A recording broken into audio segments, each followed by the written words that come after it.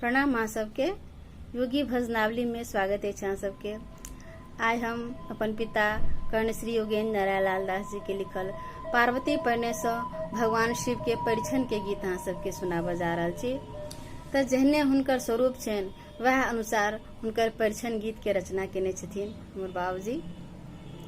और चूँकि शिव विवाह फागुन महीना में भेल छलै तैं एकर भाष जे छै से होली पर आधारित अछि। और सुनू अहाँ सब। बौरहबा आयल पाहुना बौरहबा, बौरहबा आयल पाहुना बौरहबा। हे अरिछि परिछि लाऊ अंगना आहे, अरिछि परिछि लाऊ अंगना बौरहबा, बौरहबा आयल पाहुना बौरहबा। तपी बौरहबा मगज बासु खोलक, तपी बौरहबा मगज बासु खोलक।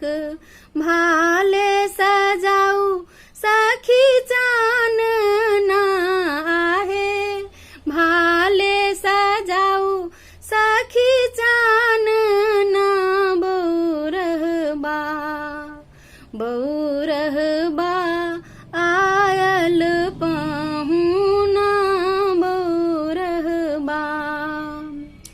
अछि बौरहबा नयन मासा पातर, अछि बौरहबा नयन मासा पातर।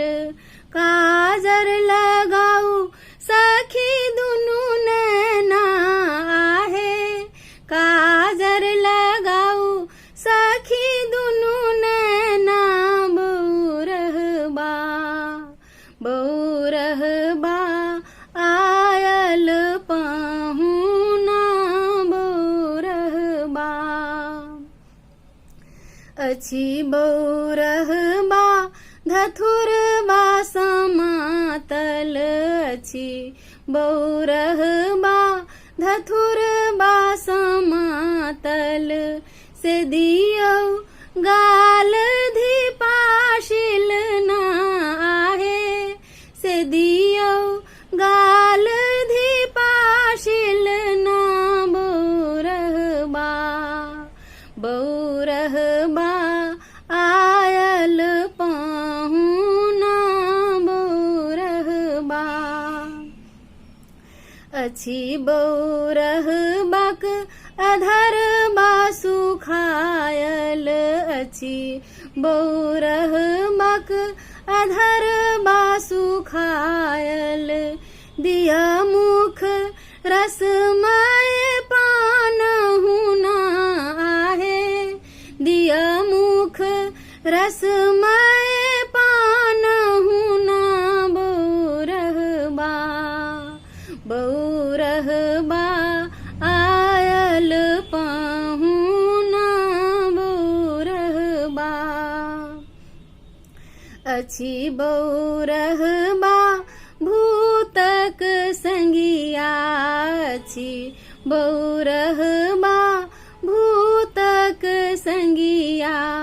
निहुछि दिया दुभिराई लवना आहे, निहुछि दिया दुभिराई लवना बौरहबा, बौरहबा आयल पाहुना बौरहबा।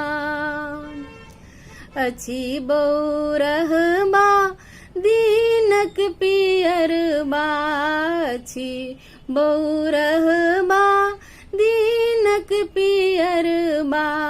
योगिया गहु कोमल चरणा आहे, योगिया गहु कोमल चरणा बौरहबा, बौरहबा आयल पाहुना बौरहबा हे अरिछि परिछि लाऊ अंगना आहे अरिछि परिछि लाऊ अंगना बौरहबा बौरहबा